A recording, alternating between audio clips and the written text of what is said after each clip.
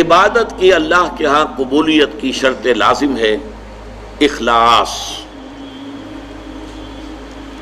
اخلاص نہیں ہے تو عبادت قبول نہیں. اخلاص کی ضد کیا ہے؟ ریا. ریا کہتے ہیں دکھاوا، دکھانے کے لیے کام کرنا.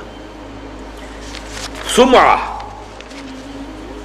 سنانے کے لیے، لوگوں کو سنانے کے لیے کہ یہ کام میں نے کیا ہے تاکہ لوگ سن لیں، لوگوں کو معلوم ہو جائے کہ ہم یہ تو بہت ہی اللہ تعالیٰ کے جو ہے بڑے پہنچے ہوئے آدمی ہیں. اس کے ضمن میں اب آپ ایک پہلے حدیث سن لیجئے، مسند احمد ابن حنبل کی ہے اور مشکات کے حوالے سے. باب الریا والسمعہ مشکات کا جو ہے اس میں یہ حدیث موجود ہے. حضور فرماتے ہیں من صلی یرائی فقد اشرک ومن صام یرائی فقد اشرک ومن تصدق یرائی فقد اشرک. جو نماز پڑھتا ہے دکھاوے کے لیے وہ شرک کر چکا.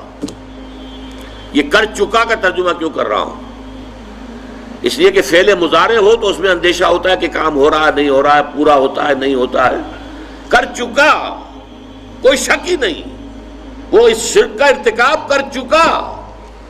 یہ جو انگریزی میں present perfect tense, I have done it, he has done it, یہ وہ ہے.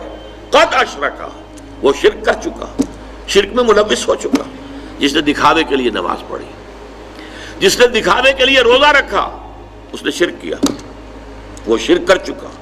جس نے دکھاوے کے لیے صدقہ کیا، وہ شرک کر چکا. یہ ہے، نوٹ کیجئے، یہ جب تک کہ یہ اخلاص فی العبادت نہیں ہے، صرف اللہ کے لیے، کسی کو دکھانا نہ ہو. میں نے بالکل شروع میں آپ کو ایک حدیث سنائی تھی کہ حضور نے فرمایا اگر تم نماز پڑھ رہے ہو اور جب تم یہ محسوس کرو کہ کوئی تمہیں دیکھ رہا ہے تو سجدہ طویل کر دو، تو یہ شرک خفی ہے.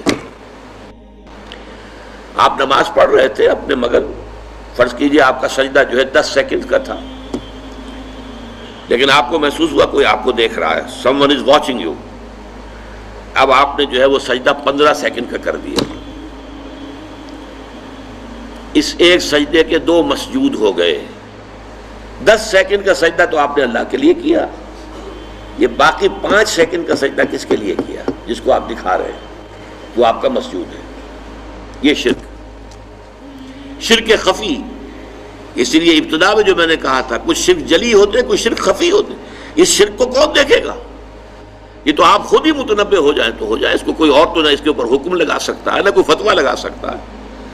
اور وہ حدیث بھی یاد کیجئے جو میں سنا چکا ہوں شروع میں آپ کو، کہ یہ جو شرک ہے خفی، شرک خفی کا پہچاننا اتنا مشکل ہے جتنا کسی انتہائی تاریک رات میں سیاہ پتھر پر سیاہ چیونٹی کو چلتے ہوئے دیکھنا مشکل ہے، اتنا ہی یہ شرک خفی کا پہچاننا مشکل ہے.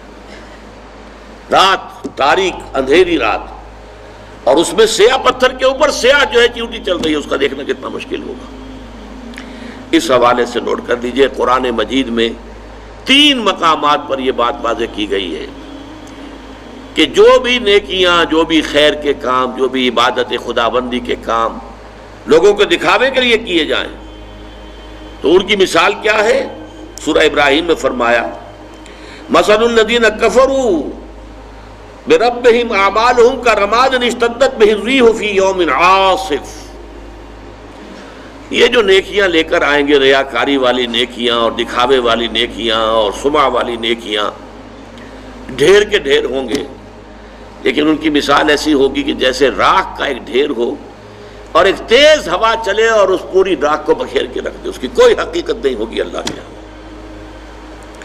سورہ نور میں فرمایا والذین کفروا اعمالہم کسراب بقیعۃ یحسبہ الظمآن ماء. جو لوگ ایمان حقیقی سے، حقیقی ایمان سے محروم ہیں اور نیکیوں کو کام کر رہے ہیں، ان کی یہ نیکیاں جو ہے سراب کے مانند ہیں. جنہیں پیاسا سمجھتا ہے کہ پانی ہے، حقیقت میں پانی نہیں ہوتا. قیامت کے دن آ کر کھل جائے گا، کوئی نیکی نہیں. سورہ فرقان میں فرمایا وَقَدِمْنَا إِلَىٰ مَا عَمِلُوا مِنْ عَمَلٍ فَجَعَلْنَاهُ هَبَاءً مَنْثُورًا. وہ جو بڑے بڑے اعمال لے کر آئیں گے، ہم آئیں گے اور ٹھوکر لگائیں گے اور اس کو ہوا میں